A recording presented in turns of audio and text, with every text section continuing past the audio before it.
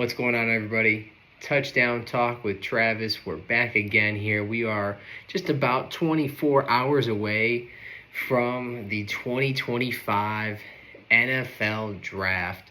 And today, I want to talk to you guys about my Chicago Bears. So, the Bears, this is going to be just a quick little breakdown about what I think that they're going to end up doing with the picks that they have. No trades at all. So, first up, we have, with pick number 10, running back Ashton Jeanty out of Boise State. So, Ben Johnson gets his running back. They did this a couple years ago with Jahmyr Gibbs in Detroit. Makes a lot of sense that they would go get a running back, especially one of Ashton Jeanty's caliber. So Ashton Jeanty, pick number 10, round 1. With the second round pick that they have, Jonah Savate, offensive lineman from Arizona. The Bears had a top 30 visit with him and with Jeanty. So at pick number 39, they were with Jonah. Get themselves an offensive lineman. They were talking about here with Darnell. I saw this recently where Ryan Poles was talking about that they feel comfortable with Darnell and Darnell potentially being a left tackle in the future if the right opportunity presented itself with the draft. And so Jonah plays right tackle. So could potentially just slide him into that right tackle spot and shift Darnell over the left tackle, and you move on from Braxton Jones, and he kind of becomes the swing tackle for the year, and then they move on from him. Or potentially Braxton ends up staying on the team and moves inside the guard, or just kind of it gives you opportunities because Jonah can play inside as well. You could always shift him inside the guard if need be. So that is a guy who very versatile when it comes to the offensive line, can play interior, can play at the right tackle spot for you. If need be. So that's an option that we have there. Once again, took a top 30 visit with the Bears along with Ashton Jeanty, both top 30 visit guys. Now with the second round pick, the 41st overall spot, I have them going with a defensive end here, Landon Jackson from Arkansas. He is the exact mold for a stature that Dennis Allen likes. So go ahead, get themselves Landon Jackson, who's going to be a starter in this league, opposite of Montez Sweat, and that defensive line group is looking nasty. With their third round pick, 72nd overall, another guy who took a top 30 visit with the Bears, we've got Andrew Mukuba, safety from Texas. So they go ahead, get themselves some security for that back half of the defense. With Jaquan and his injuries that he's had, Kevin Byard's getting old. So, you've got to fill in one of those spots. Jaquan's on a contract year as well. So you just don't know what's going to happen. So it gives them the flexibility with this upcoming offseason to either say, hey, Jaquan, appreciate you. We'll see you later. Kevin Byard, see you later. It just gives you that flexibility. So Andrew Mukuba, safety with the 72nd overall pick. Now, round 4, this is a guy who there's some question marks right now. There's some situations going on that he has, and I'm not sure where exactly he's going to go. There were talk initially where he could be a day 1 pick, then he kind of fell into the day 2 pick, and ultimately I think he's going to fall out of day 2 and be available day 3.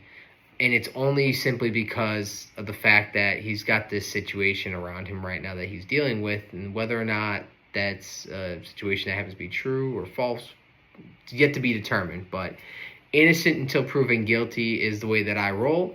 And Isaiah Bond is my pick here at round 4, pick 148. That's our Jameson Williams for Ben Johnson. That's who that would be. He's the speedster, and just go, buddy. Just go. So Isaiah Bond, wide receiver, Texas, is who I've got here in round 4.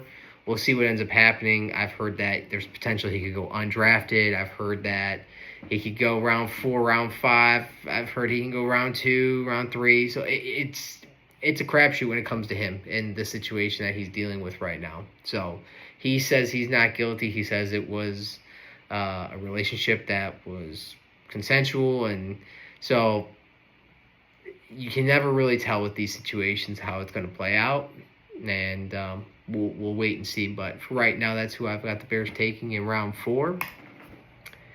Now, we've got no round 5, no round 6 pick this year, so we jump right to round 7.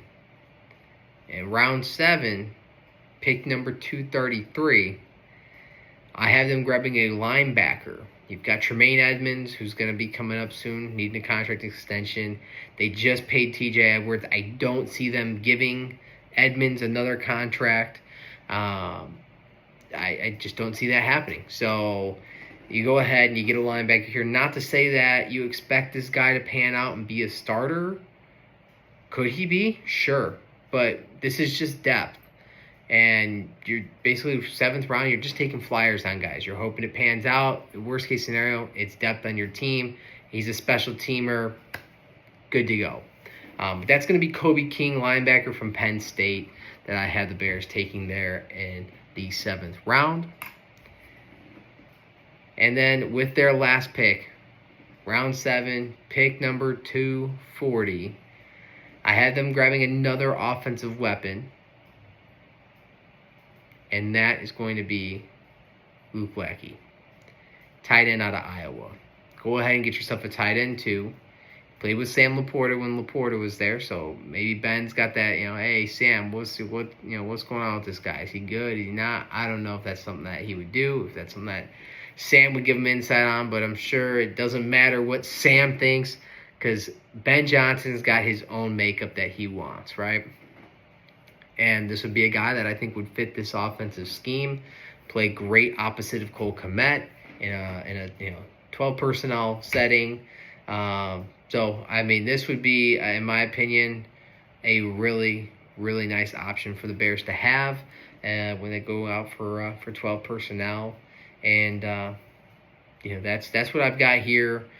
Barring any trades that happen, there's so many rumors going on right now. Are they going to trade up and grab Genty? Are they going to trade up and grab so-and-so? Are they going to go up and get Abdul Carter? Are they going to move back and get some more draft capital? What are the Bears going to do? So we'll wait and see. This is going to be the most entertaining draft, I think, in a long time. There's going to be a lot of trades that happen. Team moving up and down. It's going to be a wild, wild ride. So we'll wait and see what ends up happening. But if the Bears can make this draft happen, I am very much happy with this. Going and grabbing 4 guys that they had in for top 30 visits would make a lot of sense.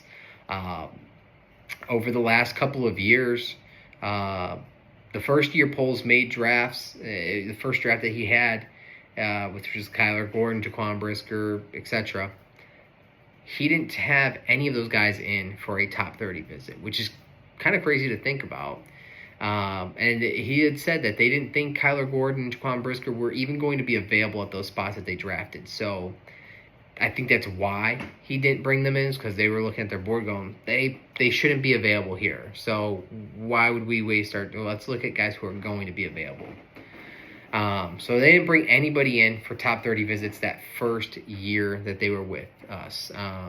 Second year, they brought in, that would have been Darnell Wright, Gervon Dexter, Tyreek Stevenson, Tyler Scott. They brought in all 4 of those guys for top 30 visits that year and ended up drafting them. Another guy that was from that same draft class that they brought in for a top 30 visit that's on the team now is Ricky Stromberg, the center that was in Washington. When he got cut last year and they went ahead and grabbed him, that was the guy they brought in for a top 30 visit. So that tells me that they definitely care about the top 30 visits, and that's why that list exists. That's somebody that they want to go grab. Now, I know there's teams out there that say, we bring in guys for top 30 visits to throw off our other, competitors, the other teams, and let them, think that we're going to grab this guy, but really we're eyeing this guy. And terrible strategy in my opinion. I want to get to know somebody who I'm going to be spending money and capital on. But hey, what do I know? I'm not a GM in this league yet. But that's something that they definitely care about. And then last year they brought in Rome, Caleb, and they also brought in Kieran. So those were the three of the picks that they had last year that they brought in on top 30 visits. So yeah, I mean they definitely value the top 30 visit. So that's why I've got them taking 4 of their guys. They were available at these spots. Take these 4 guys, and with those picks, definitely going to be a great offseason. With all the moves they've already made, if they make this draft happen, this team's going to be looking very, very good for the future. So that's what we've got here today. I appreciate you guys all tuning in. And the next video coming up here is going to be my official first round prediction. That's going to be my final mock draft. I know I haven't put any out to you guys yet. I've been kind of keeping them on the side. And we'll be releasing that final mock draft here coming up. So appreciate all the love and support. Hope you guys have a wonderful rest of your day. Bear down and get ready for this exciting NFL draft coming soon.